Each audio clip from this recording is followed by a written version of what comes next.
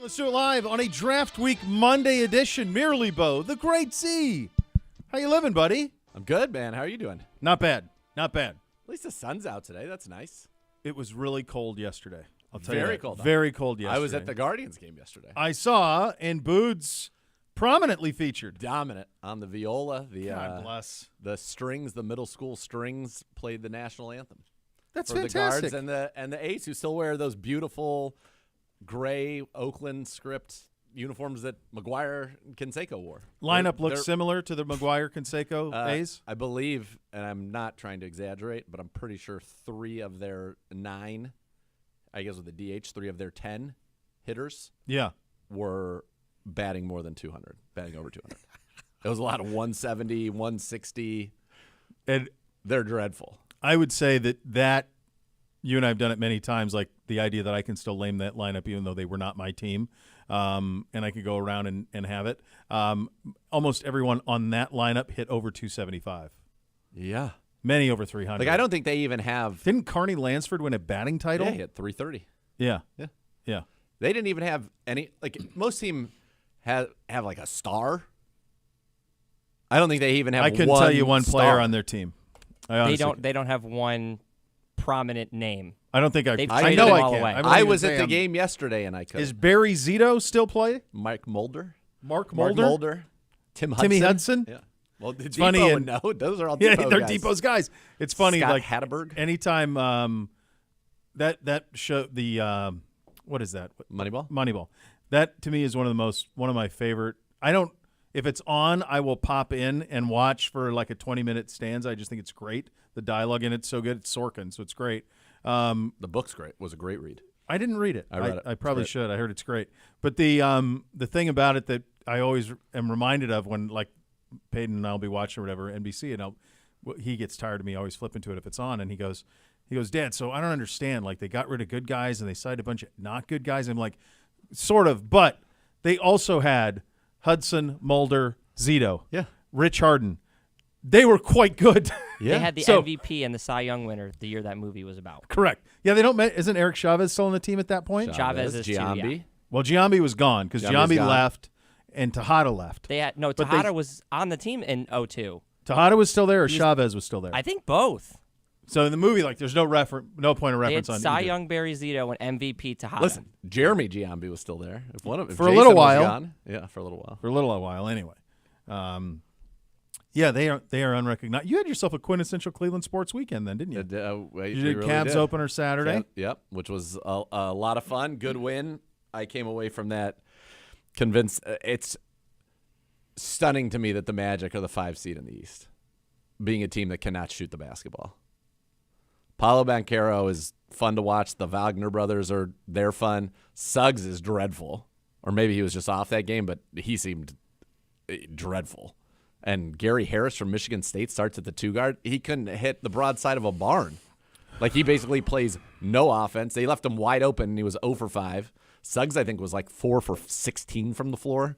Yeah. They're not good. Cavs are going to beat them. I'm not sure the Cavs are good either.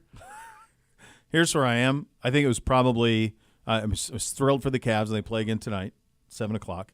They are going to get the early Saturday and then NBA TV tips because this matchup isn't that attractive as first-round matchups go. It's television, I would imagine. Bad. But this was not a good weekend for the NBA. There were only 2 games. Of all of the games played, there were only 2 that were single-digit games. Oklahoma City and New Orleans last night, and then Knicks and Sixers. That was it. Yeah. Everything else was beat down city. So that's not what you want. No. Coming out of the gates. You want It's some round competitive 1, fire. though, but, I mean, it's yeah. Good atmosphere. Jared Allen, I like him a lot. Just plays basketball the right way. Yeah. You become your 2 dad. guys. That's like a very Pedro line right there. Played basketball the right way. He does. He does, man. You just look up and all of a sudden he's got like 16 and 16. And you're like, it's so quiet. Because he just takes what's given to him offensively, but then he's just a monster on the boards. I mean, it is hard, and I think for people who have not watched the Cavs all year, you go to a playoff game and you see Niang play, and you're like, I feel like I could take that guy in the rec league. And obviously, I know that I can't. I know that nobody else can. I've seen all the videos of, Scalabrini going and just annihilating college players and things like that. But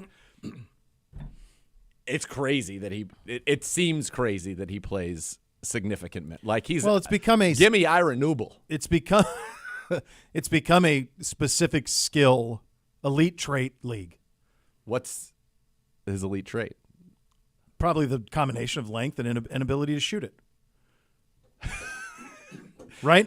Sorry, the allergies are crazy. I think now. he's a rabble rouser. I think he's like our guy who's going to go like he got fired up on one there. I'm pretty sure he got called for a flagrant foul, and he was like acting like how he was so tough. It's craziness. He's not like Mo Wagner level of like shenanigans. Yeah, because that's Mo Wagner's game. But Mo Wagner's actually kind of skilled and pretty good.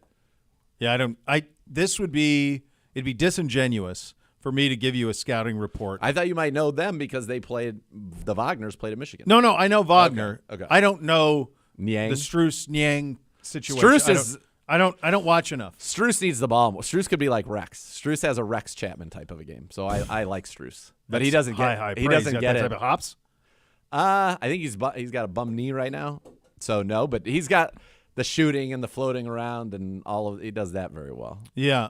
I just ran out of headspace for it. Yeah. So I'm going to engage in the association or the NHL in the next month. Going to one game, I have a pretty good sense of that's all you need, and this whole series. I feel the whole operation. Yeah, good. It's good scouting report out of you. Dialed up pretty well. Yeah, very good. I had a great deal of lacrosse this weekend. Oh man.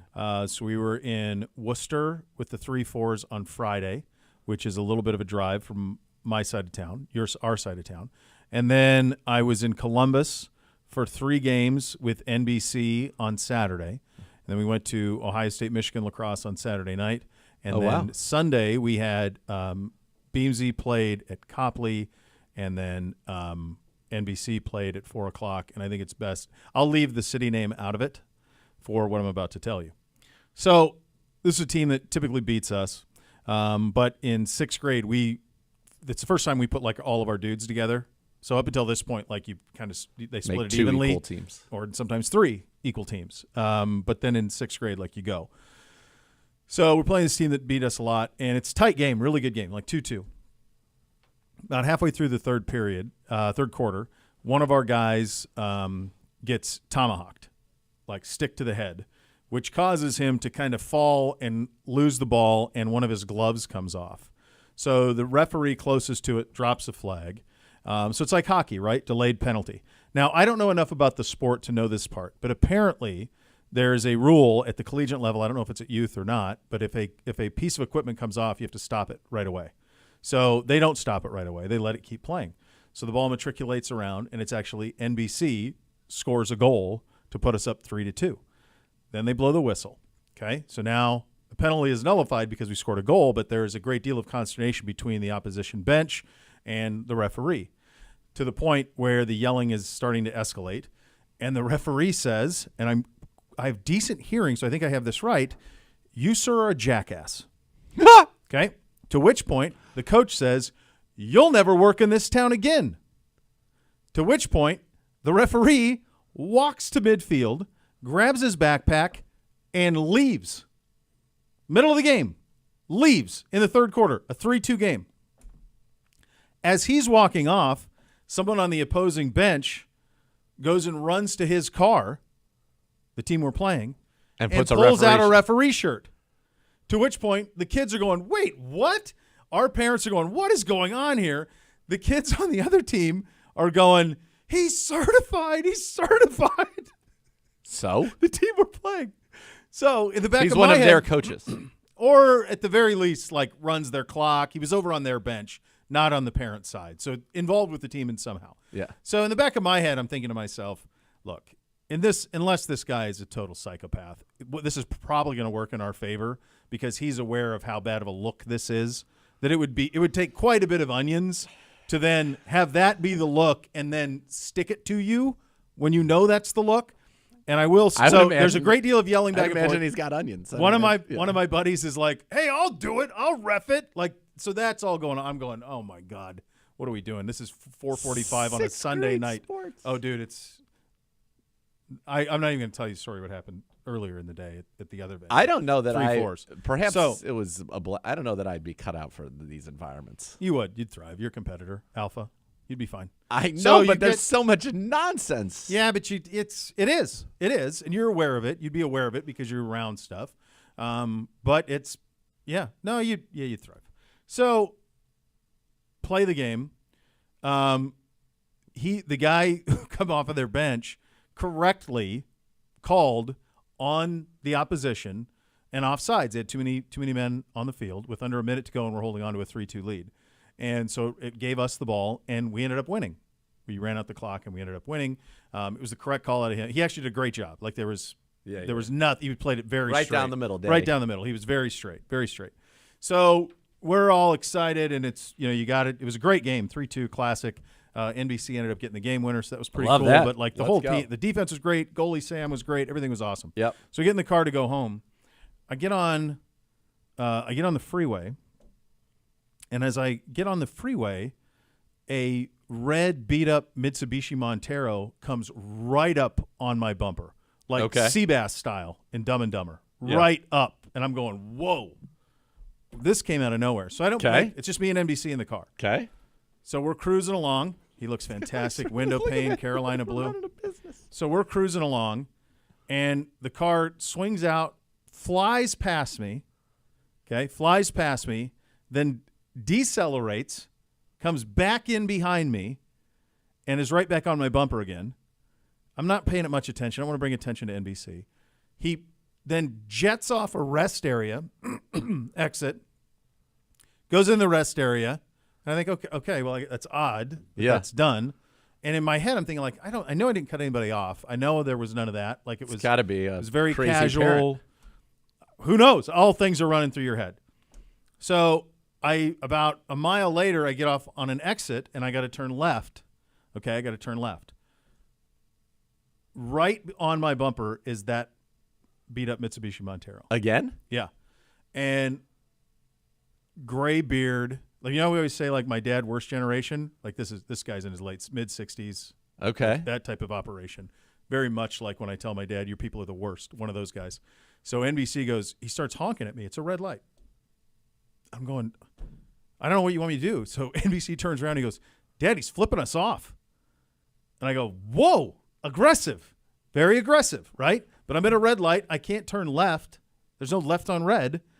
I don't know what I've done to this human, right? No clue. Dude, I have a driving story so- as well. People have gone nuts. So then he opens the door. Okay. And I go, and now I look in my rear view, and he's double birding me out the window with a foot on the ground.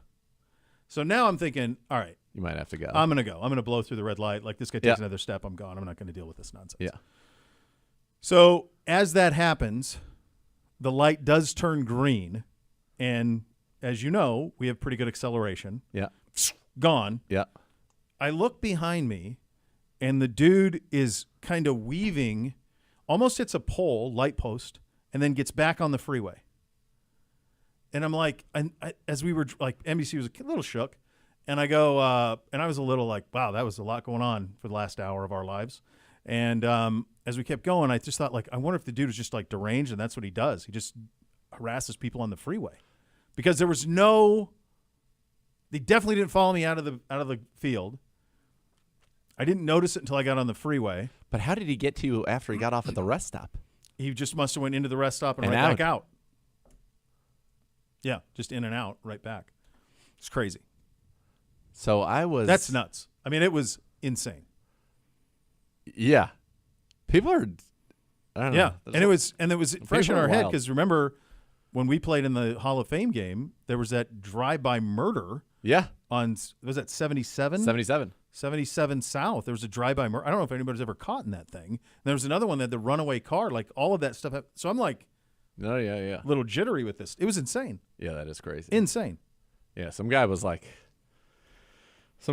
over me the other day and I wasn't apparently going fast enough.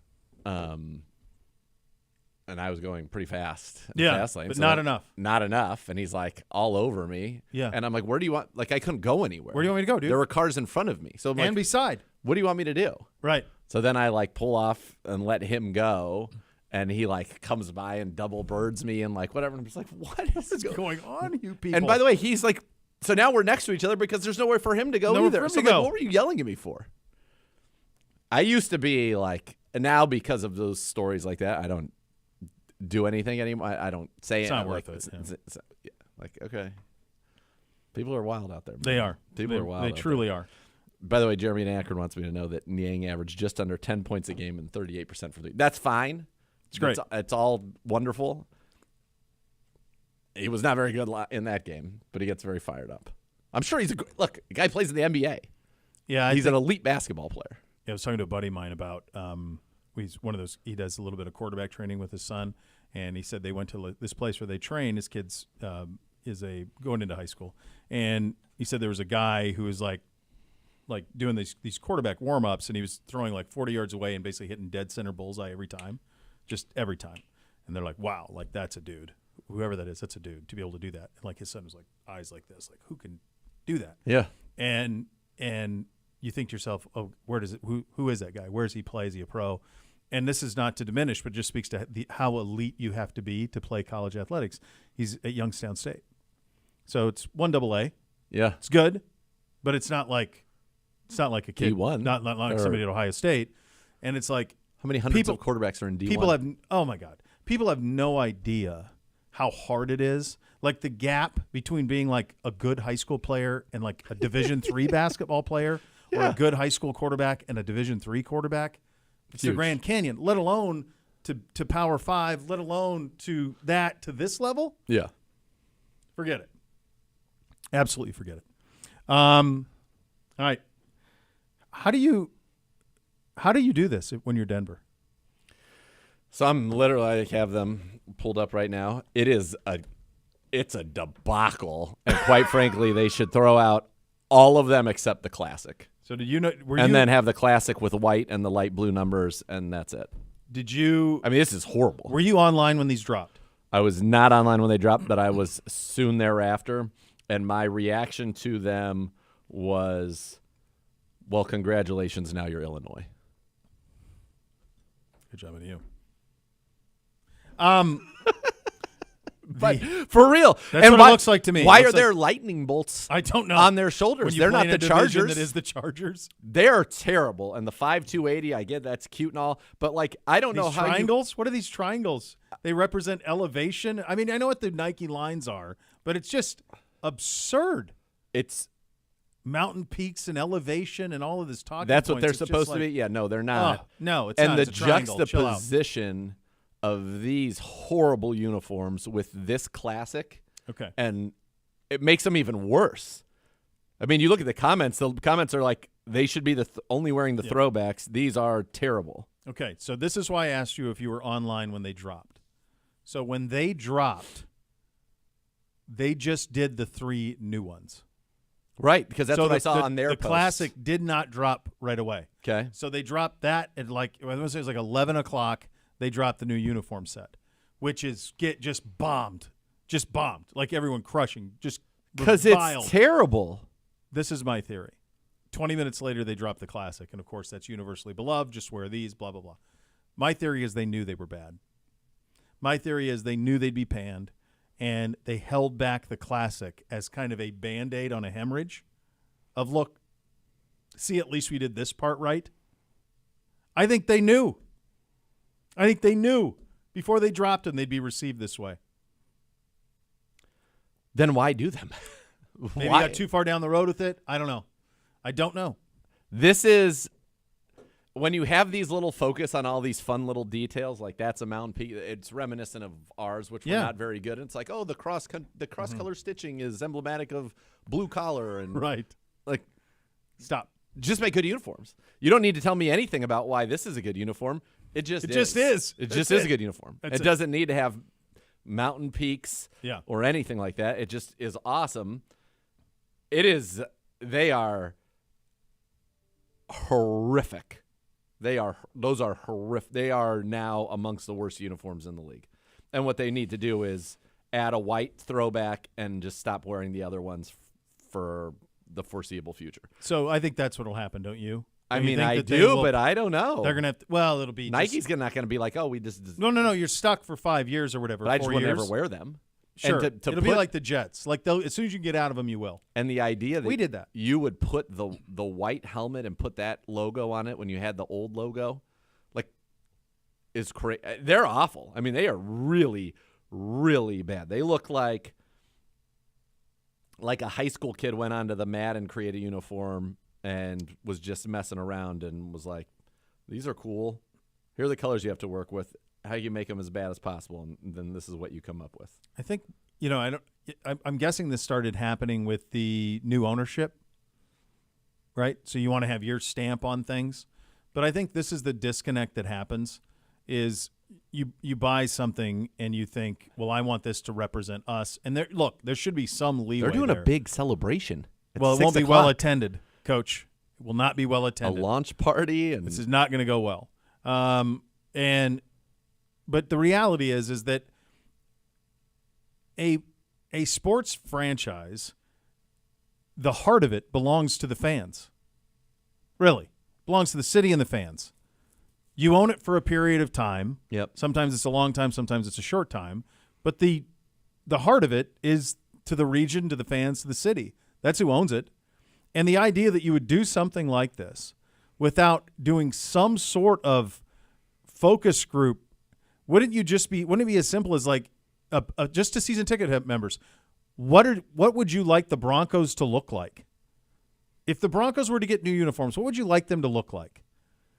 Same Mecklenburg Elway 90s, old school with the blue hat with or the show them this. whatever. Show them these new ones. Or a modern, new, fresh take on the Denver Broncos. And then why wouldn't you do that? Because you come in, you buy the team, you don't know it. What do you know about it? You're not even from the area. What do you know about the history? You're learning it on the fly. Like, the Denver Broncos should look like the damn Denver Broncos. This is so bad. Not like some amalgamation of UTEP and Illinois and Virginia and it's just What about ridiculous. the helmet stripe? There's no stripe in the front, then on the back it's like a bunch of little triangles. The numbers with their little It's laughable. the sleeve man. cap represents a mountain peak created from the line work in the jaw of our primary Broncos logo and highlights our rugged terrain. The brighter contrasted semicircle above represents the sun rising and setting. That's supposed to be the sun rising and setting behind the mountain peak as the dawn of a new day? No, it looks like a lightning bolt with like an orange cap above it. I mean, it reminds me when the Jets did it. This is You just went, what are you doing? it's an F. Yeah. I think they think it was good. They have these whole video. They have a 2-minute video about Dude, the it. other thing that was I think crazy they is thought it was good. the Ford Bronco is prominently featured in both of the videos. Yeah. There's an old school Bronco and there's a new one that's prominently featured in both the videos. Are you named after the vehicle or the horse? The horse. I was always the and assumption it was a horse. The vehicle is Belongs to the Ford Motor Company. who own the Lions. Of Correct. The family. It's a great point. Like if there's someone with a Ford, it's the Lions do Ford things. Yeah. They even have Fire up a Mustang. They Right. did that when They they did did it last year. It's wild how bad. I mean, that is a huge. They have to be getting panned, right? Like, Oh my God! Just look at the mentions. well, the mentions are bad, but I'm talking about like UniWatch and all that stuff. Yeah, they're all crushing them. yeah. They're all crushing them. Yeah. It's one of those things. I do have a feeling they knew, though. I think that's why they held back the Classic. The Classic was like, okay, we know you're not going to like these. Let these be in the air for a little while, and then we'll do the Classic, and I know you're going to love these. That's my hunch. Because the Classic is perfect. It's a perfect uniform. That's what you want to look like. Yeah. It's really wild how bad. Nostalgia is potent, man. Yes. And uniform is short for uniformity. You need to look the way you're supposed to look. Think about how universally favored this thing was. Right here. Yeah. With a white face mask. Yeah. Why? Because it elicits good memories. It's good. Right. Let alone the fact that it looks good. It elicits good memories. Don't make this harder than it needs to be, folks. Yeah. It's Got to wild. get the ambassador cool out there. Get him Seriously. some pro bono work to sort it out. Make it right. That's a bad deal. Uno, you play for a chipper tonight? Yep. Give me a scouting report. playing against Team Orange. This is the ringer who was brought in. Yeah. Our heated rivals at this point. Have and you they've played got some. them yet? I mean, they're very talented. Have you played them yet? Yeah, we played them in the last week of the season. And We did win. score? I think it was 55-54. Oh my God! So this is gonna be a battle. It's a barn burner. Yeah, It's taking place at the indoor, or where do you play? the indoor. Yep, Yeah. Wow! 6 o'clock. Don't we have all the weights in there? How do they do Yeah, that? what do they do for the field? Do you guys go like Just one way? across? We go from the 45 to the end zone, so we just avoid the weights, and we only go one way. So you can only score away from where the weight room is. Got it. Okay. All right. So it's a 45-yard field. Yeah, so that there's no running into One first down or no first downs? 2. You can get 2 first downs in a Yeah, 45? I think he's changing it next year. Yeah, it's got to be one. One first down. We were talking 4 about plays to get to the 20, 4 plays to Yep, score.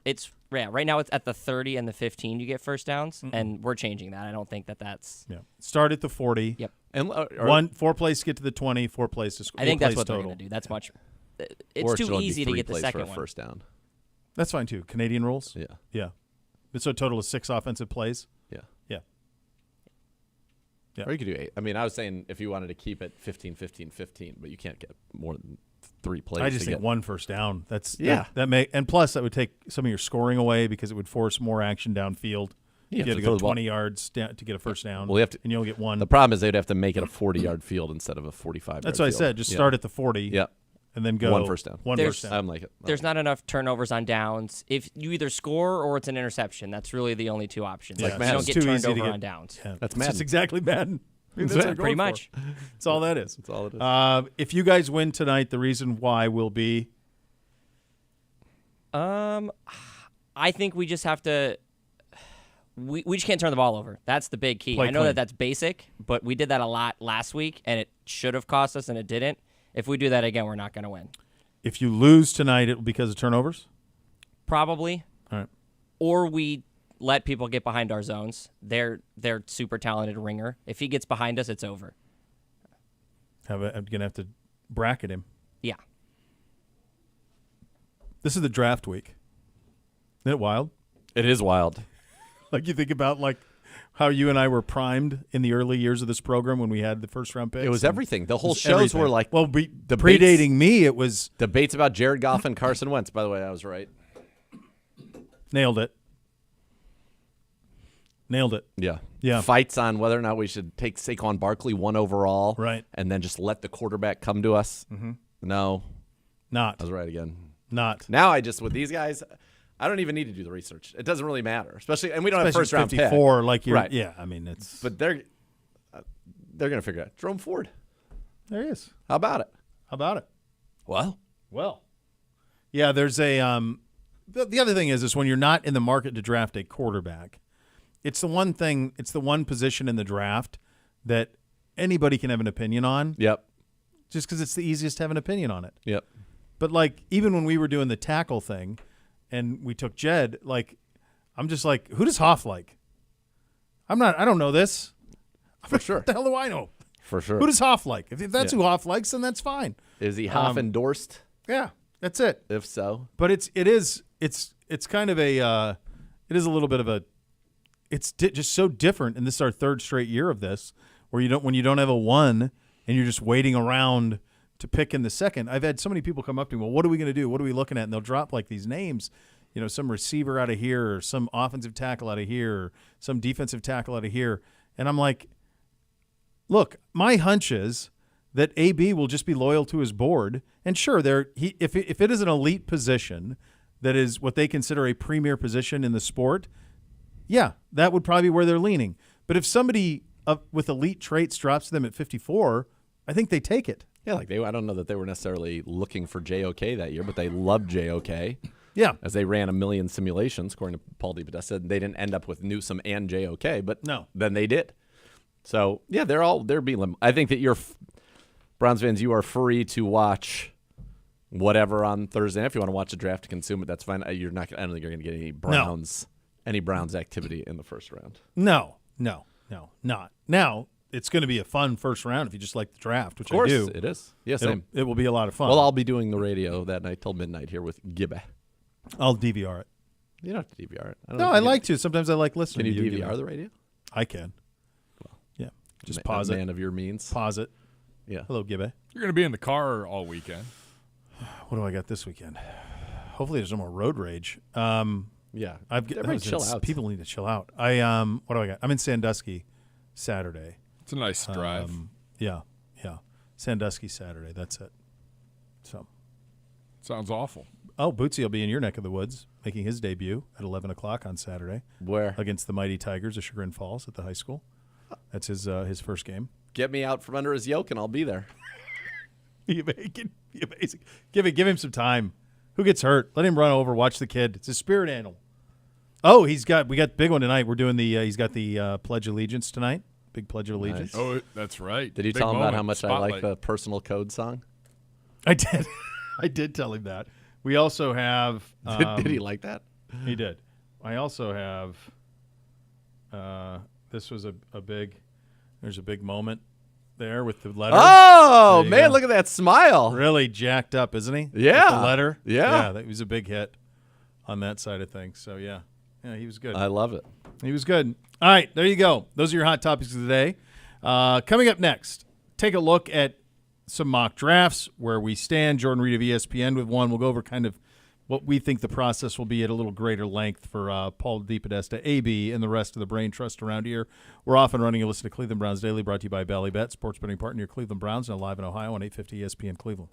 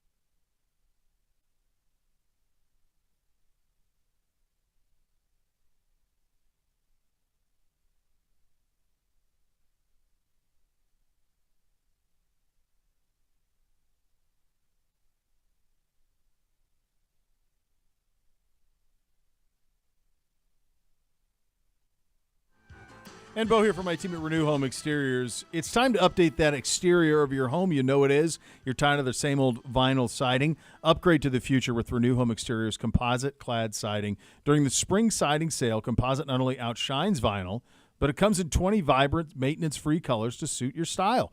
Imagine a stunning exterior without the hassle. Renew Home Exteriors will take care of you with composite clad siding. Renew Home Exteriors, superior products, superior service. Visit renewestimate.com for more. This is from Jordan Reid of ESPN. He's a good dude. We've had him on many a time. He's outlined a 7-round mock. You good? Oh, baby. 7-round mock. Michael Hall Jr. That's the same one as you, Gibby. You had Mike going here, right? D-tackle, I believe you did in your mock, and Gibby's mock. Yeah, I think that's right. Yeah, I think you did.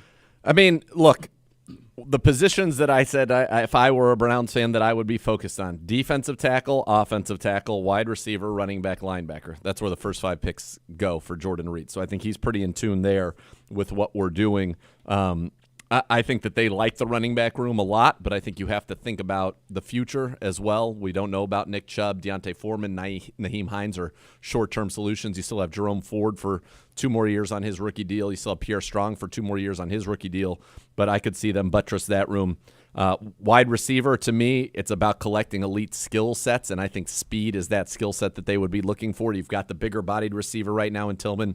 You have the reliable kind of choice route runner in Bell, and then you've got the first-rounder, early second, guys that can do everything in Amari, Jerry Jeudy, and Elijah Moore. So I think that's what you'd be looking for at wide receiver. I don't know if Taj Washington fits that bill, but that would be my guess. And you need a tackle now, and I think on the defensive line, and you're going to need an offensive tackle, I think, next year to kind of round out that room. So it makes a lot of sense. Is safety something that we should look at? Obviously not for this coming season, but down the road? So this is, like Williams is a 7th rounder. Yeah, that's late. I'm just saying, is there a chance? I mean, I would know that if he'd could make be... that team. I think that room, Juan Thornhill and Delpit are your starters. Delpit's under contract for a while. Rodney McLeod's your 3rd. Mm-hmm. DeAnthony Bell showed that he can absolutely play that strong safety for you, and Rocket Hickman they feel like they found a gem in. So you're always looking for competition, and maybe it would be somebody who could kind of do, both. But my sense is they're pretty good with 4 safeties for at least a little while. Now, you're always succession planning, but I'd think a 7th-round safety might have a tough time making this team. Well, that's going to be some of that throughout the roster. Well, everybody's going to have a tough time. Yeah, it's hard.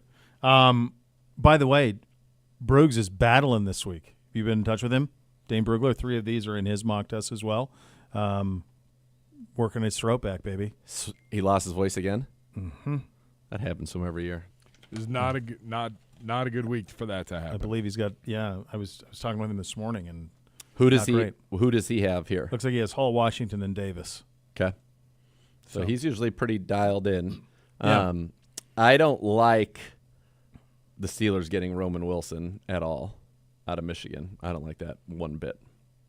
No. No, unfortunately, they've already had a very good offseason.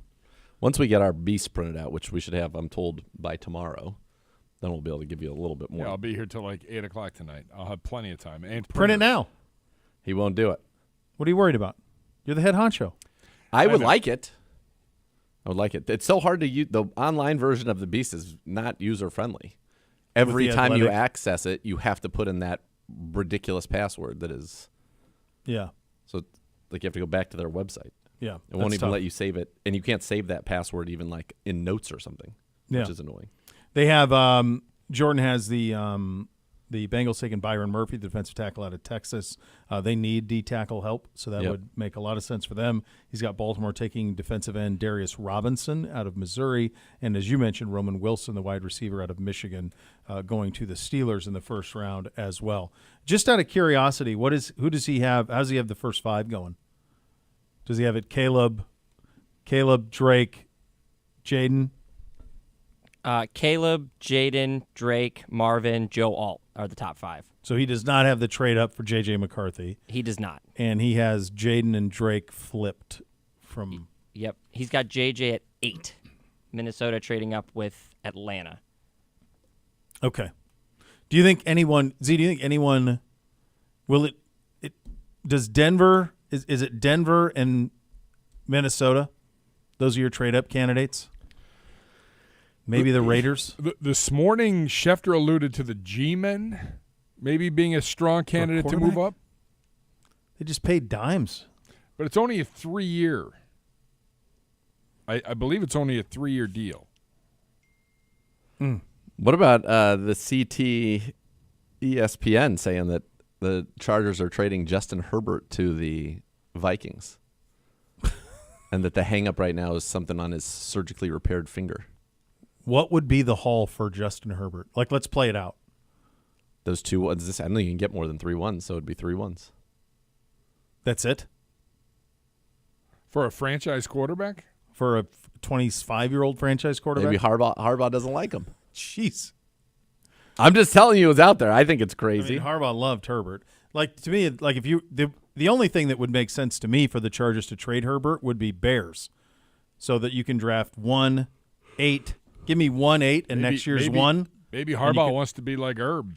Go get his guy. Go get J.J. McCarthy to pilot his franchise. If you were the Bears, would you listen? Would you do that? Let's just, while we're having fun and throwing stuff at the wall. So both ones this year, 1 and what are they, 9? 1 and 9, and next year's 1 for Herbert. If I really think Caleb, if my evaluation was that I liked Caleb Williams to be a plus starter in the National Football League for my organization, like a top 15 quarterback, then no. If my evaluation is not that, then absolutely. But my hunch is that is their evaluation of him. All the while acknowledging that evaluations of quarterbacks are tricky as can be, and sure. theirs have been brutal historically. For sure. So would you, if you were Kevin Warren, who now has a lot of power over there, former Big Ten commissioner who's a bozo, would you take the known in Herbert? You got to pay him. So here's the thing. If it was a situation where, like, we had just gone to the divisional round even or the NFC Championship game. Sure. Like the Rams when they went and traded for Stafford. Yeah. Ready-made. Yeah, I don't – like they're not – even with Herbert, I still would imagine Detroit would be the favorite in that division. And Green Bay – DJ Moore, you have Keenan Allen. Yeah, no, they've got talent. Cole Kmet. Yeah, good defense. Didn't they just get a good running back? Who did they get in this offseason? Swift, right? Do they have Swift? Yeah, DeAndre Swift. Yeah. I mean, if that's a playoff team. It's a playoff team. But are they, even with Herbert, would they be second in that division preseason or third? Because people love Green Bay. Probably second. I think second. Ahead of Green Bay. Herbert. Yeah, I think so. Well, the problem is if you're Herbert, you're like, great, now I got Eberflus. I got rid of one guy. For now sure. I've got another guy. We're just throwing stuff at the wall. I'm just when you brought up that thing of like trading all these picks to draft Herbert or to take Herbert, like to me, Chicago would be one where like they or in a situation like Arizona, like if they hated Kyler because they have 2 1s too. So you get their 2 1s, you get Kyler, you can have Herbert. Yeah. If Harbaugh loved Kyler, which I can't imagine that would be a fit in any way, shape, or form. But that's if I'm the Vikings, though, I'm taking Herbert. I'm putting him in a dome. He's got Jefferson and Addison and Hawkinson. Absolutely, but the get back for the Chargers is not nowhere near enough. I don't think 3 1s. No way. To land this, you better have a dude at quarterback in this league right now. Well, especially and they're in the AFC. They're in the AFC West. That's right. They're in the division as the champion. And Herbert's a dude. Herbert is a dude. Now, they could say if we could get, decent quarterback play, it might be second best in our division because the Broncos have no one. No, the Raiders and they have look Minshew. Terrible. Yeah.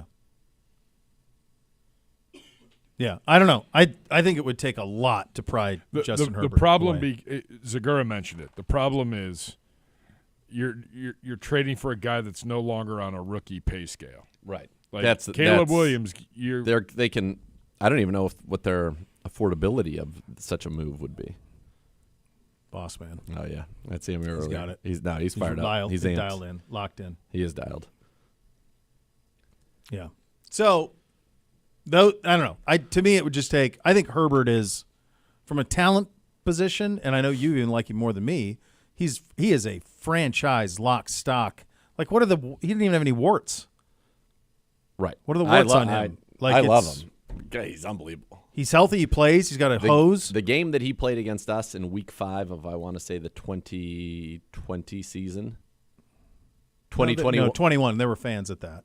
2021. Out there? Yeah, Week 5, 2021. Exactly. So it was right after the Minnesota game, Mm-hmm. which started some of the Odell stuff. Yeah. That next week, that game he had, and that was unreal. Yes.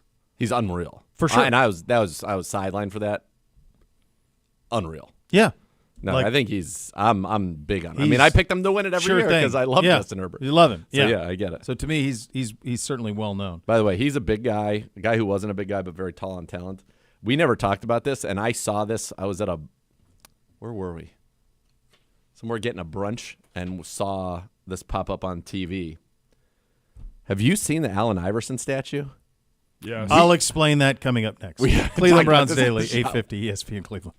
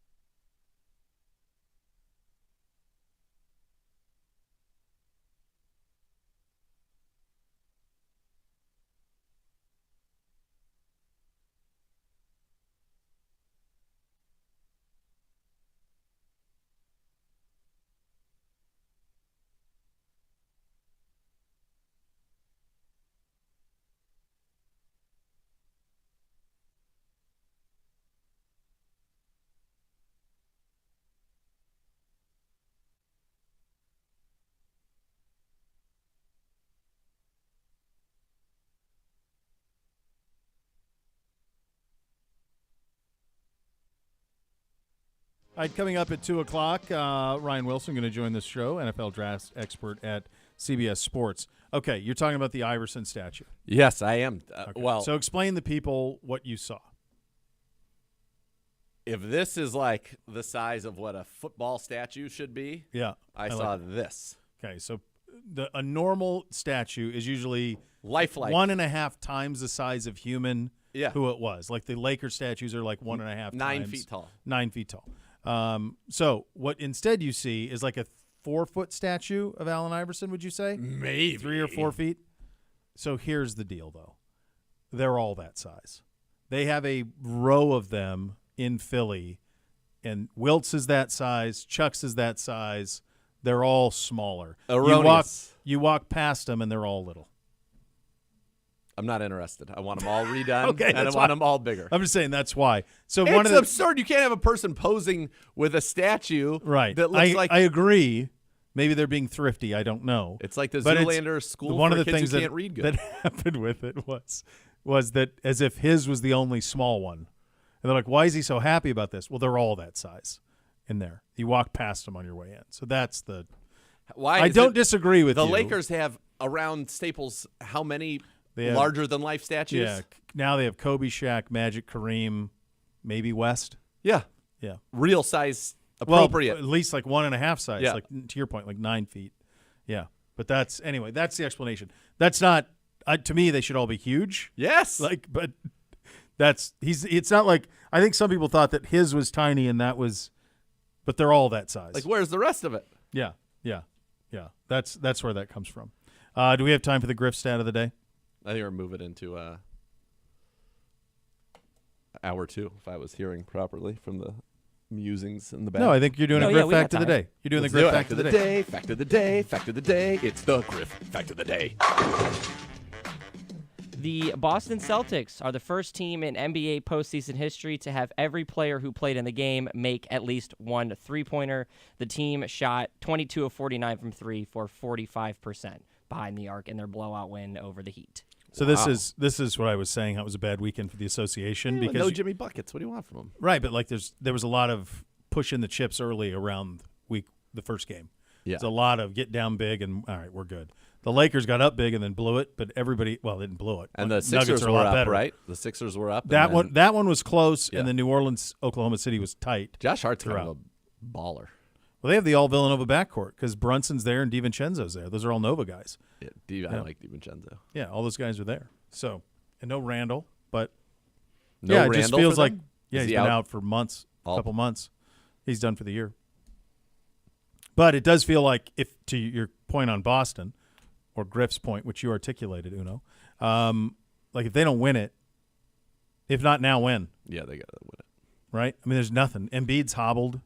Giannis is hobbled. Giannis didn't even play. Dame had 35 at half, and that game was over. Like there was a lot of that. It was a lot of garbage. Yeah. Like non-competitive. It's like game. If you're not in it, like let's just. I think the NBA is in trouble. I do in that sense. I want to ask you something because you're more in tune to like college hoops than certainly I am. Uh-huh. So Banchero was at Duke. Yeah, he's the number one pick. Did they win it all when he was there? No. Went to the Final Four. They got eliminated by the Tar Heels. He's good. Coach K. Swanson. Oh, that's right. So he lost on senior day to Carolina and in the Final Four to Carolina. Correct. It was the greatest comeuppance. Like it was almost like Harbaugh. Yeah. What Harbaugh did to Ohio State. Banchero is big. Yeah. He's good. He's Sure. like their and Yang was talking so much smack to him, and finally he just went down and like ISO'd him and scored maybe 4 trips in a row down, Yeah.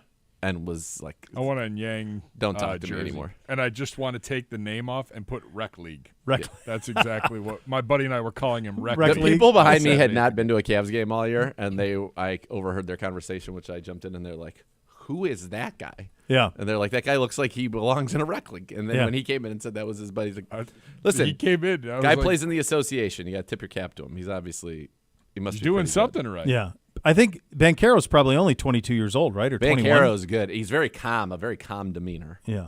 Suggs He's was young, man. Suggs was terrible. 4 for 16 from Well, the they were- floor, 1 for 7. Neither team shot 3-pointers. The Magic Well. were 60% from the line. Like this is the NBA. Yeah. Paolo's 21. Yeah. He'll be 22 in November. They're kids.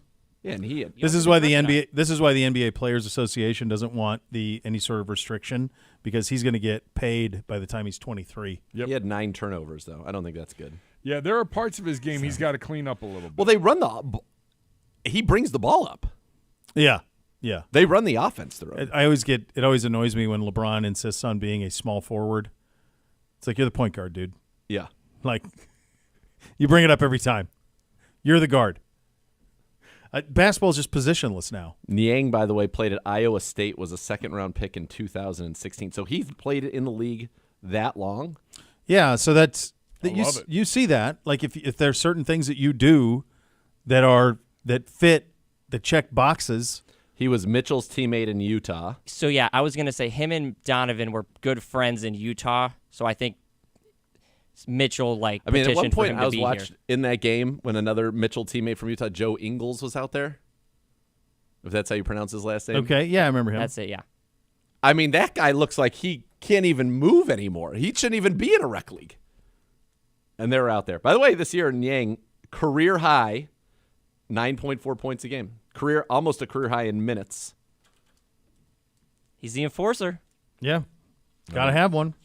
I bet he's made a ton of money.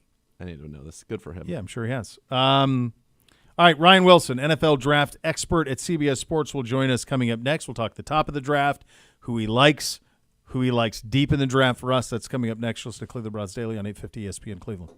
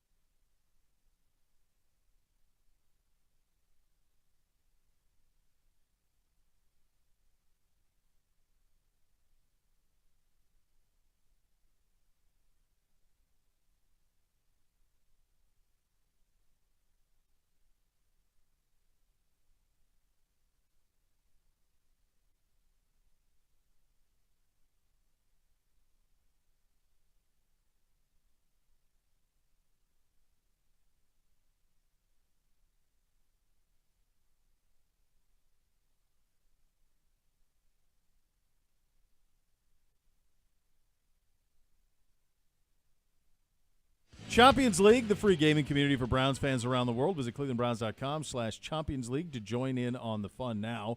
We had it on the Twisted Tea Hard Iced Tea Hotline, official sponsor of your Cleveland Browns. Keep it twisted, Cleveland. CBS Sports NFL Draft expert Ryan Wilson joining the program there. Ryan, thank you so much for taking the time. Well, this is the week, right? This is the one we all wait for. I kind of tend to think that a lot of what is thought and said publicly at the Combine ends up coming almost through the silly season and becoming truth this week. What do you anticipate this week, or do you think it will kind of go to form at the top of the draft? I feel good about Caleb Williams to the Bears, and then after that, it's wide open for me. I'm glad you have a little more confidence than I do, but it's one of those things you feel like you're so close to it that, and you hear, to your point, you hear so many things over the last, at this point, 4 or 5 months. You don't know which way is up. I mean, you know which players are good, you know which players you feel good about. But the group thing starts to take over, and you have to be able to hopefully compartmentalize it and make what you think are the best choices in terms of how you evaluate these players and the fits that make sense. I like Jaden Daniels going too. I've heard that that's the direction the Commanders are leaning. After that, we heard Elliott Wolf, the general manager for the Patriots, say they're open for business. That sounds like he's just seeing what's out there. They need a quarterback. But if nothing else, it's going to be a lot of fun because I think we're going to see some trades. Maybe not as many as perhaps we think at the top. And then we're going to see some trades, I think, at the bottom of the first round in terms of teams coming up to get, whether it's a wide receiver or an offensive tackle. And that's going to make for an exciting 4, 5, 6 hours, however those first rounds end up being. What do you make of the quarterback rankings in terms of, let's say, J.J. McCarthy? How close is he to what people are kind of saying as the top 3? And is he somebody that you would not at all be surprised to see a team like the Vikings or maybe Denver move up and try to get him, maybe at that 4th spot with Arizona? I think there's a better chance that we have 4 quarterbacks go in the top 5 than if JJ lasts till 11, for example, where the Vikings currently find themselves. I mean, there's a reason they went out and got that 23rd overall pick when they traded back up and swapped with Houston. So they now have 2 first-round picks, and you use that not to draft 2 wide receivers or 2 offensive tackles. You use that as a bargaining leverage to move up into the first round into the top 5 picks and leapfrog at Denver or Las Vegas, should they be interested in J.J. McCarthy. In terms of how I have them ranked, Caleb's my number 1, Jaden's my number 2, Drake May, and then I have Michael Penix just ahead of J.J. McCarthy. And we talk all the time about, well, let's go back and look at the tape. Let's see how they played. And it's hard for me to do that and then say to myself, well, there's no way Michael Penix Jr. is a good football player because what he did last year, he's the best deep ball thrower in this class. I know there's injury history there, but it's hard for me to wrap my brain around the idea of taking J.J. McCarthy ahead of him right now. 2-3 years from now, maybe J.J.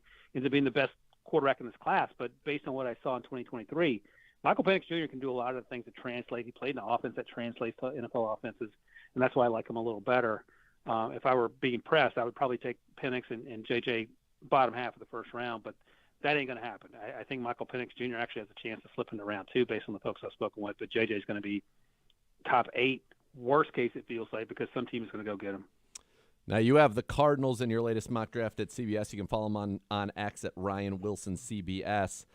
Malik Neighbors, first wide receiver off the board, and we've heard that it's close. A lot of people think it's Marvin Harrison for sure. You had Neighbors go there. What was kind of the thought process there? Yeah, that mock draft came out right after we were at the LSU Pro Day, and I'll be honest, I saw Malik Neighbors up close and personal, and he's special. He reminds me a lot of Jamar Chase. He's a thick lower half, so he's going to be running through arm tackles all day, and you saw that in 2023. Ran the 4.35, had the 42-inch vertical, all the things you look for when you're talking about drafting a wide receiver with a top 5 pick. I think that the Cardinals are leaning Marvin Harrison Jr., and there's certainly nothing wrong with that. Marvin Harrison Jr. is a special talent, but the fact that he didn't work out in the pre-draft process gave us an opportunity to highlight some of these other wide receivers, and for me, it was Malik at the time.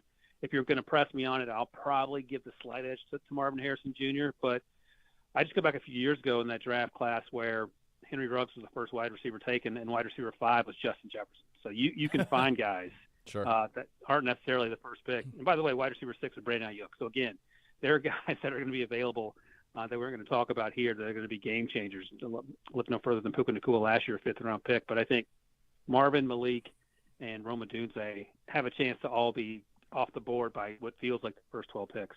Ryan, when you do a mock draft, do you do it from the position of this is what I would do, or do you do it this what I think it will be? Typically, I do about 8 or 9 now. They scale back going back to the fall in September. I do 8 or 9 mock drafts, and typically it's I'll talk to people and get a sense for what the league is feeling about players. I had one come out today, and today's mock draft was specifically titled, "This is what I think NFL teams should do," and that was a little bit different, and it just sort of me going on record, so when people can throw it in my face 12 months from now. How do you you mentioned Penix and that you liked him over JJ. When you're evaluating quarterbacks, how do you judge, because they play against now those two played against each other in the national championship game, but how do you the competition is so different. One of the things that I know that people sometimes have trouble with, for example, the Ohio State quarterbacks, is because of the skill talent they have being so much greater than most of the teams they play, sometimes it's hard to evaluate those quarterbacks. How do you evaluate quarterbacks, and kind of how do you weigh their strengths versus opposition?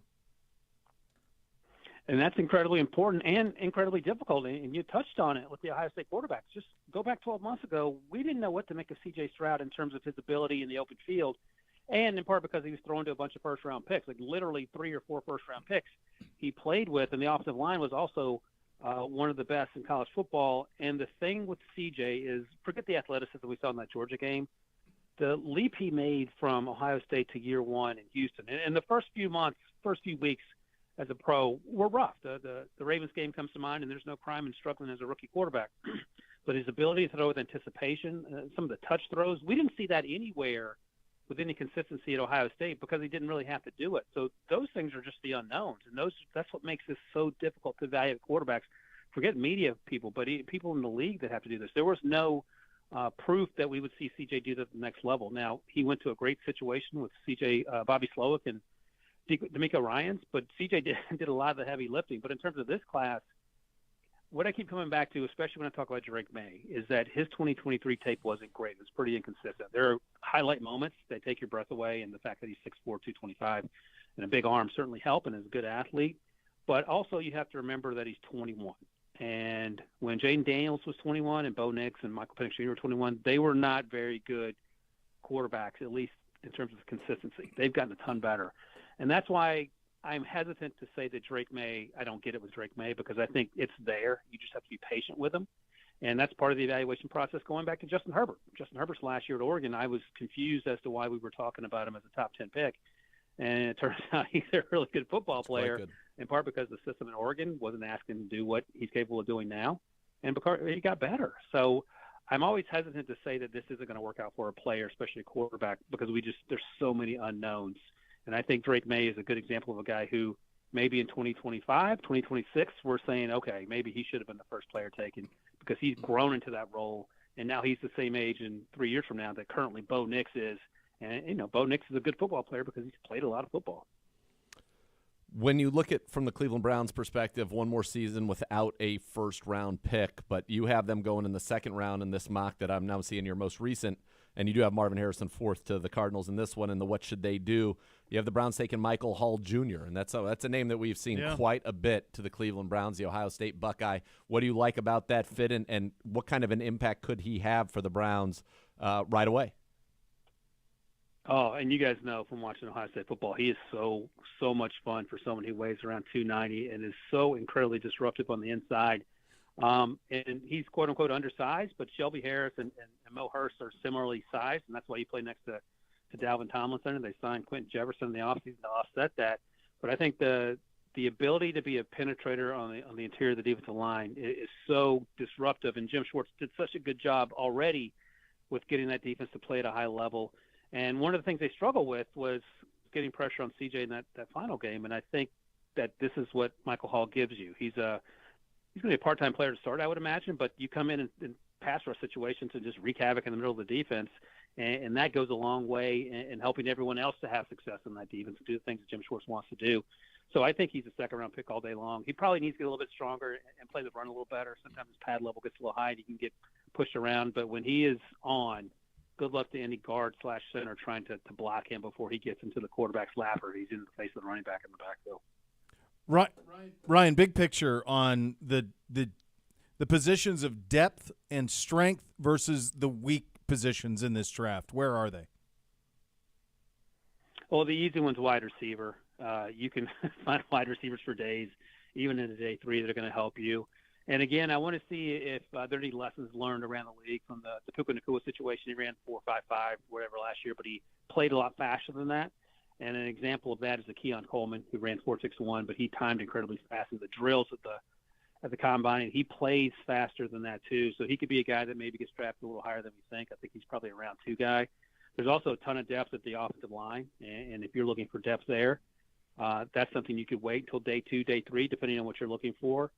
And there can be some edge rushers that you can get that can help you, situational guys on day 2, day 3.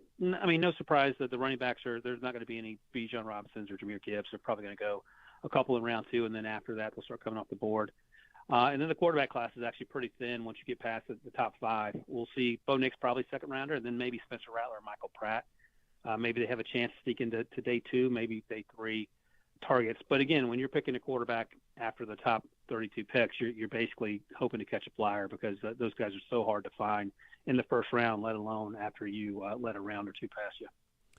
If you were looking at the running back position or the wide receiver position, I would be surprised if the Browns went, a wide receiver round 2, but maybe they will because Andrew Berry certainly believes in weapons. But who are some of your favorite kind of day 2 or early day 3 receivers? And if you could, an emphasis on guys who can really stretch the field vertically, because that seems to be the one skill set that the Browns don't still have in that room. Yeah, I think Keon Coleman doesn't necessarily fit that role, and he feels like a Cedric Tillman type, so you don't need 2 Cedric Tillmans on the team if you're looking for a deep threat. So Jalen Polk out of Washington has a chance to be there. He's a burner. Xavier Legette's another fun guy. He's a one-year wonder guy, as scouts like to put it. He had a big year for South Carolina last year, but he is 6'3", 6'2", 6'3", 200 and change, and he ran in the 4.3s, I think, and he plays that fast. He's a burner. Ricky Pearsall's an interesting player too. He ran 4.41. I don't know if he consistently plays that fast, but he's shown the ability to win down the field. He's a great route runner, has great hands, and those guys could be some options on day 2. Now, Roman Wilson's a slot guy with some speed, but if you're looking for outside threats, he's not necessarily going to be the one for you. And then in day 3, I mean, Brendan Rice, Jerry Rice's son, he has a little juice. He can beat you down the field. Javon Baker out of Central Florida is another big target down the field that maybe you can wait a round or 2 and circle back on. And I'll be, you touched on the running backs. I'll be interested to see what happens if a Jonathan Brooks or Trey Benson's there, what the Browns are thinking, if they want to wait around after the second or try to make something happen there, because Brooks, sort of like Nick Chubb, is coming off an injury, but he's the most dynamic running back in this class, and maybe that's a consideration if that's the direction they want to go. When you look at the offensive tackle room, because I think the Browns and Andrew Berry, he's constantly thinking about not just today, but the future and what that looks like. They're going to have Jack – right now they got 3 starting tackles, basically, with Jack Conklin, DeJuan Jones, and Jed Wills. It's possible that one of Conklin or Wills won't be with the team next year, and it's possible perhaps even both of them wouldn't be with the team next year. Is there a tackle that you love in that 2nd or 3rd round spot for the Browns, knowing that this would be a tackle who's going to get a full year to sit? And, I've heard a lot of talk about the guy from Yale, but who are some of the offensive tackles that you like in that 2nd, 3rd round? Yeah, Kieran Amagaji is a good call. Insanely athletic, hasn't played a ton of football. We talked to him at the Combine, and there are a few people on planet Earth that has as much confidence as he did. And he said, look, man, even though I haven't played a lot of football, playing in the Ivy League, I knew every single snap I was going to dominate who was ever across from me. And that's what you want. Now, that perspective will probably change the first day of minicamp, but you like that sort of mindset. Some other guys, if you're thinking about left tackles, Patrick Paul out of Houston feels like a great candidate who's a good athlete to come in and sit for a year. Kingsley Sumatea out of BYU, similar. I think Paul's a better athlete. Sumatea gives you right tackle, left tackle versatility as well. Blake Fisher's a right tackle, played opposite Joe Alt at Notre Dame, and Roger Rosengarten's another right tackle out of Washington who's a surprisingly good athlete. I don't think he gets as much credit as he deserves. So depending on which side you're looking for, those are some day 2 targets that are going to be available, and guys that, as you know, makes sense if you can let them sit on the bench for a year. Now, I'll give DeJuan Jones a ton of credit. And if I was at the Ohio State Pro Day last year, and he didn't get on the scale, and I think that cost him some money and his draft stock. And if he'd gotten on the scale, he's probably worst case 2nd round pick, maybe 3rd round. And he played like a top 50 guy last year. I was really impressed with what he was able to do if he keeps his weight under control, it feels like the sky's the limit for him too. I just saw him on the way in. I can confirm to you that he does. He looks great. He looks great. Looks great. So he Good. looks very, He very was good. at the Cavs game on Yeah. on Yeah, Sunday. he looks great. Saturday. Ryan, great stuff, man. Really appreciate your expertise and giving us a little bit of your time today. Absolutely. Thank you, guys. All right, that's Ryan Wilson, CBS Sports NFL Draft expert on the Twisted Tea Hotline, brought to you by Twisted Tea Hard Iced Tea, official sponsor of your Cleveland Browns. Keep it twisted, Cleveland. Coming up next, we're doing biggest draft busts, receivers. Okay. All right. Cleveland Browns Daily, 850 ESPN Cleveland.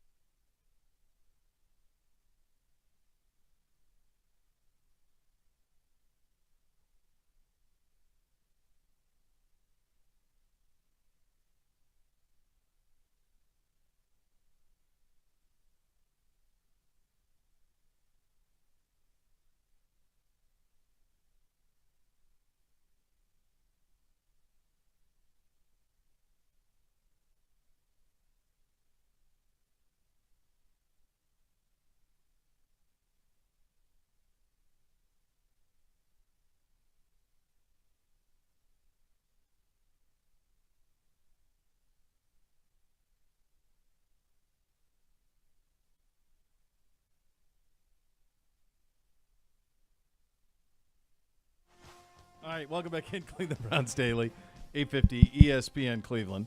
All right, last week we did quarterbacks, biggest draft busts, and this week we're going to do receivers. Is it the same rules apply? All these dudes' names these are all top 10? Same stipulations. Wow. I forgot some of these guys I forgot Tavon Austin was a top 10 pick. Yeah. I would not have had that. I forgot John Ross was a top round pick. Kevin White, I have no recollection of. None. I don't remember that at all. From Bears. Virginia, Stanford, West or something? Virginia. I don't know where he's No. from. Mama.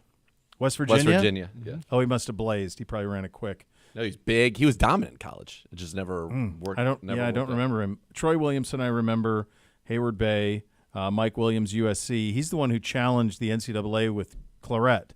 They were trying to, get rid of the play three, and I think the case got to the Southern District of New York, and then that's the end of that. When you go there, you lose.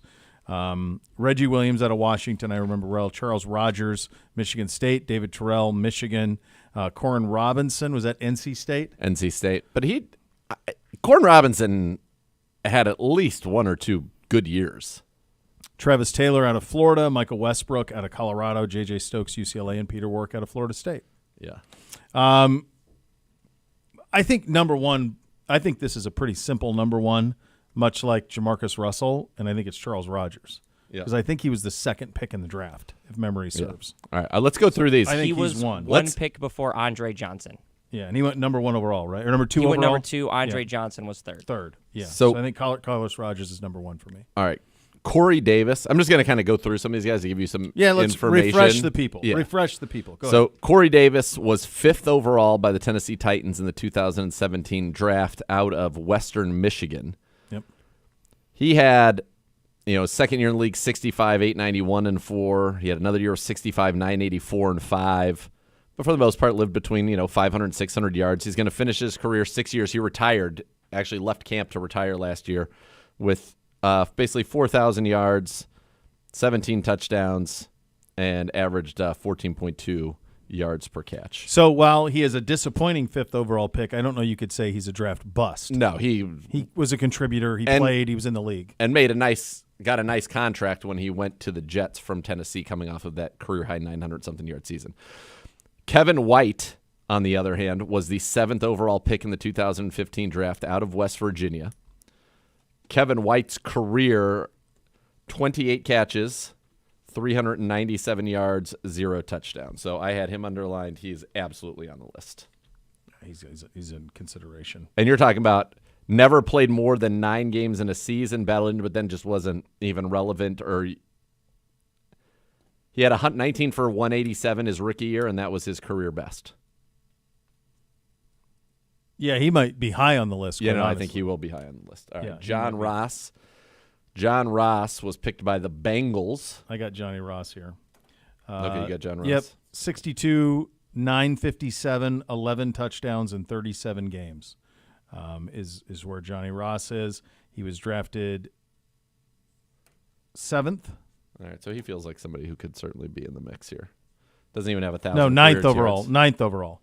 62 for 957. 9th overall. So he's in the mix. He's in the mix. Yeah, that's if you don't even get 1,000 yards. So John Ross will put him in the mix. All right, Tavon Austin, 1st round, 8th overall, 2013 career, and he stayed in the league for 5, 7, 8, 9 years. He's not going to be on this list. Stayed in the league for 9 years. He ran for 1,361 yards. Rushed for 1,361 and 10 touchdowns. He caught 2,239 yards worth of passes and 16 touchdowns. I mean, this is a guy who's got, 3,500 total yards, played 9 years in the league. I'm pretty sure he's probably got a punt return touchdown somewhere. Yeah, 3 punt return touchdowns each of his first 3 years in the league. Tavon Austin's not a bust. Was he what he's supposed to be? No, but he's not a bust. He's not on the list. We've got a trade. Okay, go. Griff's not happy about it. Boy, Griff is having a bad day. His Broncos? First with his uniforms. Now the Broncos helping their quarterback situation by acquiring former Jets starting QB and number 2 pick Zach Wilson.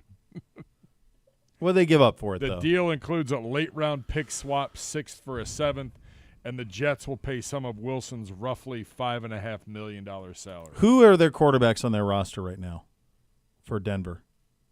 Was it Stidham Is Stidham still there?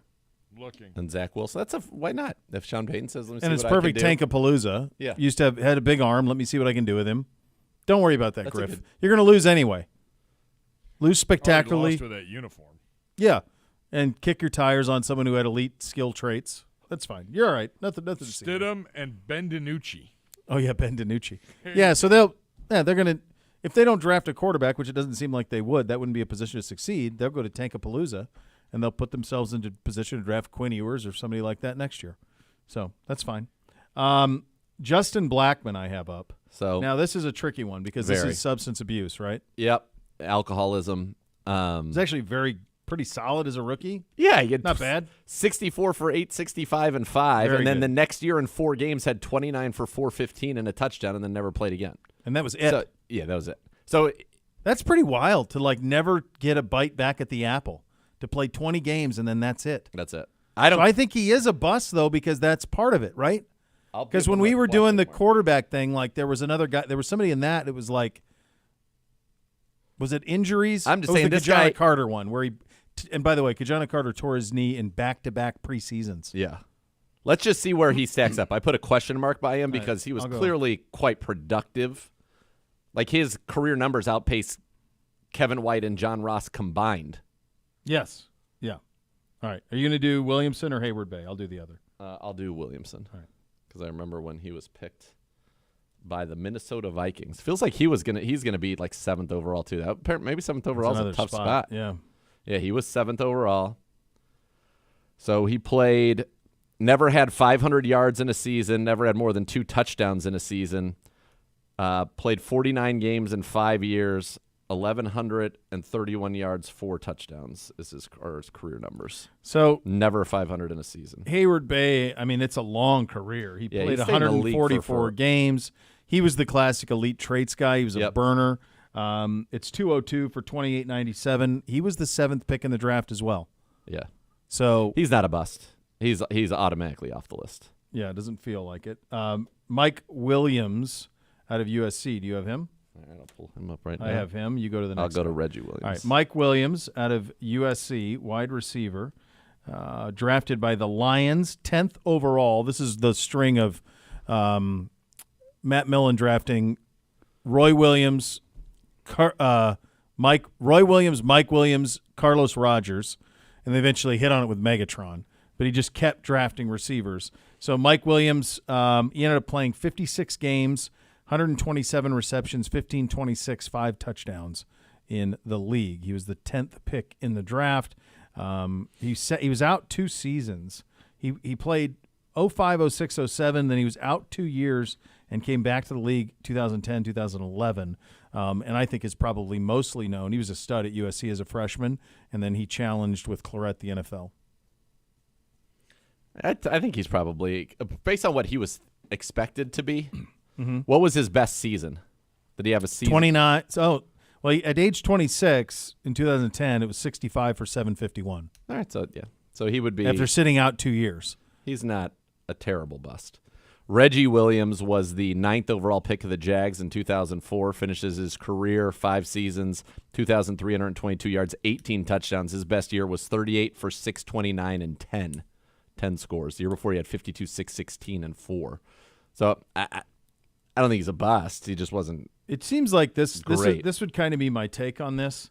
I think even when you are a bust at receiver, you're going to get a lot of chances. That was the conclusion I came to when I was doing the Right. research. Was some of these guys that were not the best still did a lot better than the busts at quarterback. Like, to me, that there are 2 guys right now. Here's the guy. This is the guy. Yeah, but he's kind of like Kevin White. Him and Kevin White and They're- Charles Rogers are the 2 worst for sure. So there Charles were a lot of Rogers. awful choices amongst these. Charles players. Rogers is 2nd overall. Yeah. He plays 15 games in the league, 36 for 440 and 4 scores.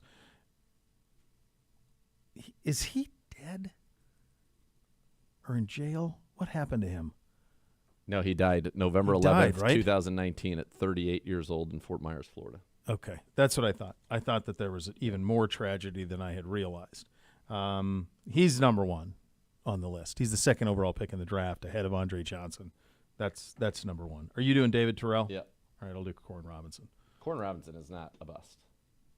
Corn Robinson, Corn sure Robinson's not a 1,000-yard miss. season. Yeah, he was 9th overall to the Seahawks, 294 receptions, 42-44, 16 scores. Yeah, No. He actually had was a Pro Bowler one year. His second year in Seattle at age 22, he's 78 for 1240 and 5 scores. Season. The next year he's 65 for 896. Yeah. So probably injuries happened to him. Not a bust. David Terrell, 8th overall pick, 2001. He has career 128 for 1602 and 9 touchdowns. Only 1 year over 500 yards receiving in his career. I mean, he's kind of a bust. Travis Taylor, University of Florida, Baltimore, 2000 draft. I remember him in college. 312 receptions, 4,017, 22 touchdowns. He's not a bust at all. No, it's 560, 869, 632. Yeah, it's harder. The next guy I think is though, Michael Westbrook. I'm pulling him up right now. He caught, for the kids out there, Colorado in the 94 season Cordell beat Stewart. Michigan on a Hail Mary from Cordell Stewart. Last play of the game, Cordell Stewart to Michael Westbrook. And Michael Westbrook is most famous playing for the Washington at the time Redskins and punching.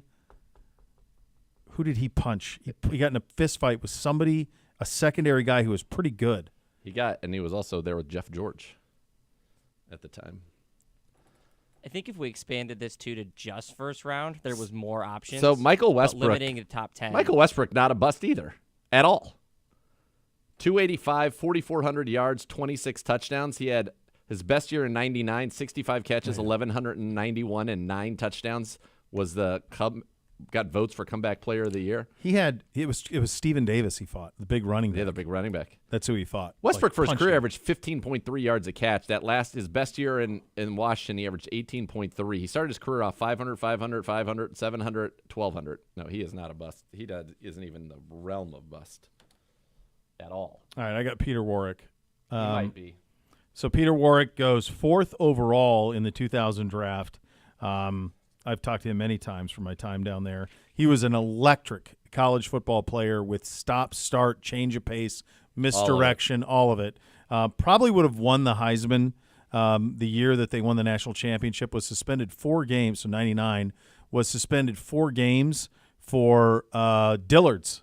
He would go. Remember, he would go to Dillard's and they would do the wrong price on an expensive stuff thing, and that was the famous. God, Bobby Bowden had a line that was absolutely classic about that got Peter had a press conference. I can't remember what the quote was, but he had a press conference in Tallahassee where he crushed it for like all of it, and then somebody asked him one question, he gave the wrong answer and ended up making it so much worse than it was. But he got hurt. He got hurt in Cincinnati and was just never the same. And the other thing that possibly was true there is he wasn't a straight line fast guy. He was a change of pace guy, and that gets minimized a little in the league. I think it would be safe to say that he could. 275, 2991, 18 touchdowns. But you went 4th overall. His best year was 79 for 819 in 2003. He played, really 4 kind of full seasons, and then it was done. Yeah, and he was 600, 600, 600, 800, and stuff. He was solid. I mean, the ones that are like the huge busts are Charles Rogers, Kevin White, John Ross, Troy Williamson. Those are really the only 4 that jump out to me as being like straight up busts. David Terrell would probably be on the close to that. Every one of these Terrell guys, and Mike Williams. Rogers completely. In terms of like Kevin White never scored a touchdown in the NFL. Think about that. That's almost 28 for 397 and 0. Yeah, that's wild. Was a top 10 pick. Wasn't he number 4? He was so good at West Virginia. He was dominant. He was like 6'4". Yeah, he was just dominant. Yeah, the Blackman is a guy who was on track to be a dude, a dude, and just derailed. Blackman's in the Josh Gordon category of can't get right. Yeah, except he didn't even have like the Gordon had the a couple Kevin of White was explosives. pick number 7. Yeah, in the 2015 draft. Those are really the only ones that are busts. I mean, you're going to get something. I mean, if you really boiled it down, you'd add Mike Williams and David Terrell would be busts. You know, those would be, but we're stretching like Corden Robinson, Taylor, Westbrook, no way. Warwick, no way. J.J. Stokes had 4,293 yards, 30 touchdowns, a 10-year career.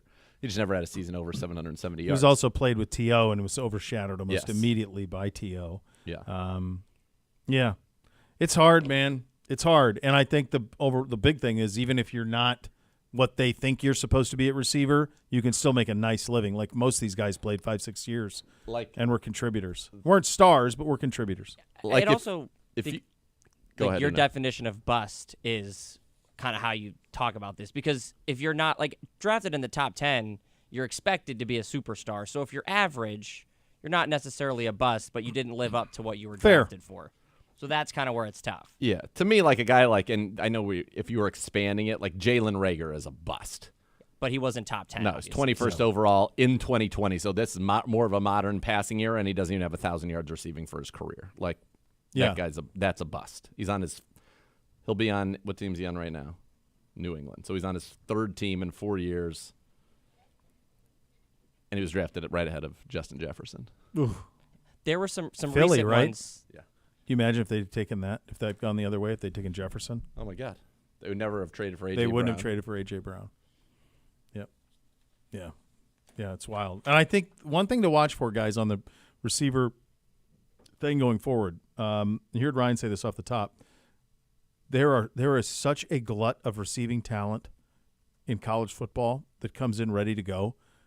I do wonder if you will see sort of a pullback in the paying of receivers because you can replace them. There's guys coming. And I don't know if it's ever – I don't think it'll ever be like the running back where you just be silly to pay him at all. I don't think it's going to get to that extent, and the elite guys will still get paid. But if you're not elite, I just don't think there's a never-ending pile of money for that position because there's so many guys coming in every year at it. Yep. Yeah. All right, we'll do some potential trades that we could see from Jeff Kerr and a little thing or not a thing coming up next. Listen to Cleveland Browns Daily on 850 ESPN Cleveland.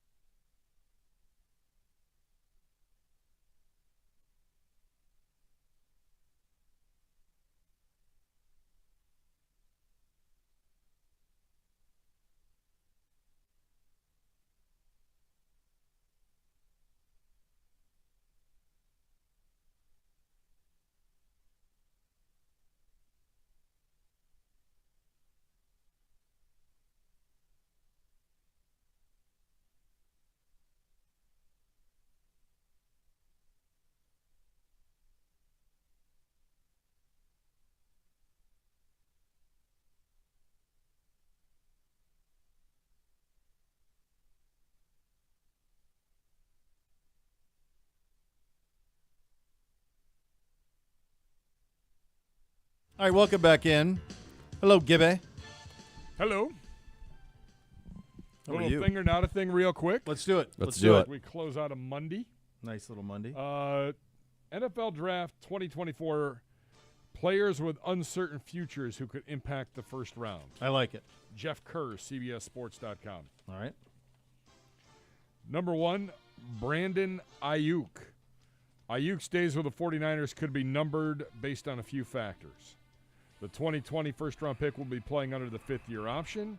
He's seeking a new contract. Ayuk's agent refuted a report of his client requesting a trade, but Ayuk may not play on the fifth-year option as he seeks a higher payday. If 49ers don't trade Ayuk early in the draft, the pressure will be on to reach a long-term extension. Thing or not a thing, Brandon Ayuk is more important to the 49ers' success than Deebo Samuel. I'll lean on you, buddy. So I'm going to say, if we're taking like big picture looking at it, I'm going to say it is a thing because Deebo Samuel and the style of football that he plays, while he is dominant, he's breaking down. Yeah. Ayuk is an ascending wide receiver coming off of a career year, and I don't know how long Deebo Samuel has as a dominant player. And what I mean by that is Deebo went from, 1,400 yards in 2021 to 632 and 2 to 892 and 7. And, of course, he adds a couple, some rushing yards. But Deebo's only been over 1,000 yards from scrimmage in 2 of his 5 seasons. And a lot of that is because he does get nicked up and all of that. He's only been a Pro Bowler 1 time. I think what Brandon Ayuk does is a little bit more sustainable. Brandon Ayuk's coming off of back-to-back 1,000-yard seasons. Brandon Ayuk has had more receiving yards every single year he's been in the league. 748 as a rookie, 826, 1015, 1342, career high last year and 7 touchdowns. So I think, and that's something that's easier to count on than the amalgamation of all the running. And Yeah. I think, so my answer is yes. I would, if I had to make a decision financially who I'm going to keep with my football team, the answer is going to be Brandon Ayuk. And if you were to look at the games in which Deebo didn't play, and there were only a couple last year, but Ayuk went completely bonkers. How long do they have to pay Purdy or make a decision about that? This is his second year. So this will be his third year. So you can pay Ayuk now, do a 3-year deal, extension. I don't think it's a thing. I think Brandon Ayuk it's not a thing that he's going. So I think he's going to be a 49er. And I think if they had to make a decision, the decision they would make is keeping Ayuk over Deebo. Yeah, seems like it. Sticking with the Broncos theme, they list Patrick Surtain. The Broncos wouldn't actually trade their best player, would they? Never put it past Sean Payton, as the organization is in the midst of a rebuild and doesn't have a franchise quarterback following the Russell Wilson debacle, especially if they want to move into the top 5 from number 12. Who's a more valuable trade commodity for the Broncos? Cortland Sutton or Patrick Surtain? Surtain That's not even by, a question. Yeah, Surtain by 1,000 miles. But here's the deal. This is how I feel like this is going to go. I think Sean Payton is going to blow this whole operation up. He's going to. I wouldn't be surprised if he did this, because they're not trying to win clearly right now, and I think you're going to get a very contentious Sean Payton versus Denver media over the course of the next year and a half. Cannot wait. And he's going to be a lot of just trust me. How many Super Bowl rings do you have? It's going to be a lot of that type of flexing. Who's the last guy who did this? And it ended poorly. Was it Gruden? Yeah. I mean, Gruden kind of got. Yeah, but I know, but like Tossed out he was and kind of. It was they missed unceremoniously. on a ton of picks. Oh yeah, He With jettisoned Mayock. people out. Like Yeah, him and Mayock missed on a ton of. They had a ton of assets. Oh, yeah. That they didn't capitalize on. Like I just think this is going to end Not well. poorly. Yeah, agreed. Yeah, very very poorly on that side of things. I would pay attention to what they're doing, because it feels to me like the uniform sucked. They're going to clean house, and they're going to bottom out, and Peyton's like the perfect cover for it. Although it's stupid to pay somebody like him that kind of money and what they gave up to get him to lose. Yeah. But that's what they're doing. I mean, that was not a good day to be a Bronco fan. Day was not good. Not a good day. Yeah. All right, so much more to come. You listen to Cleveland Browns Daily on 850 ESPN Cleveland.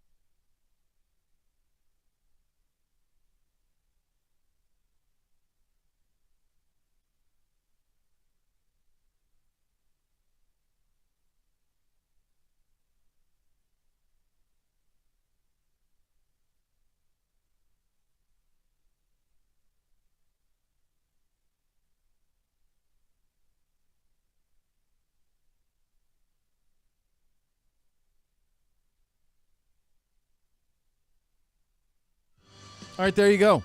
Draft Week Monday edition. Let's go. Hey, you got some work to do tonight, huh? I got some work to You do and tonight. Pedman, That's right. 7 o'clock, draft preview show. Yeah. All on Cleveland Browns Radio Network. Exclusive with Andrew Barry prior to the AB. draft. Yeah. He'll tell here.